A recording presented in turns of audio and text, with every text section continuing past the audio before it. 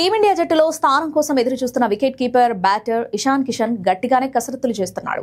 ఈ క్రమంలో ఇషాన్ కు మరో షాక్ తగిలింది. అవును, రాబోయే దులీప్ ట్రోఫీ కోసం ఈస్ట్ జోన్ జట్టుకు మరో ఎదురుదెబ్బ తగిలింది. ఈ నెల ప్రారంభంలో పేసర్ ఆకాష్ దీప్ ను కోల్పోయిన తర్వాత ఇప్పుడు ఇషాన్ కూడా ఈ టోర్నీ నుండి తప్పుకున్నాడు. ఆగస్టు 28న బెంగళూరులో ప్రారంభమయ్యే దులీప్ ట్రోఫీలో 6 జట్లు పోటీ పడనున్నాయి. ఈ నేపథ్యంలో 27 ఏళ్ల వికెట్ కీపర్ బ్యాటర్ టోర్నమెంట్ లో కీలక పాత్ర పోషిస్తాడని భావించారు.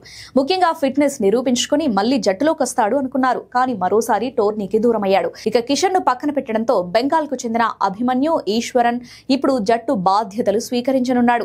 ఈశ్వరన్ ఉన్నప్పటికీ కిషన్ ను ఈస్ట్ జోన్ కెప్టెన్ గా నియమించినప్పుడు మొదట ఆశ్చర్యం కలిగింది. ఎందుకంటే అతను ప్రస్తుత భారత టెస్టు జట్టులో ఉన్నాడు మరియు ఇండియా ఏ లీడర్ కూడా.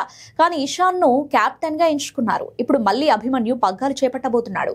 ఇక 29 ఏళ్ల అభిమన్యు దాదాపు దశాబ్ద కాలంగా బెంగాల్ బ్యాటింగ్ కు వెన్నెముకగా నిలిచాడు. అంతేకాదు 103 ఫస్ట్ క్లాస్ మ్యాచ్ లో 7,800 పరుగులు సాధించాడు. గత 3 ఏళ్లుగా టీమిండియా టెస్టు జట్టులో స్థానం కోసం చూస్తున్నాడు.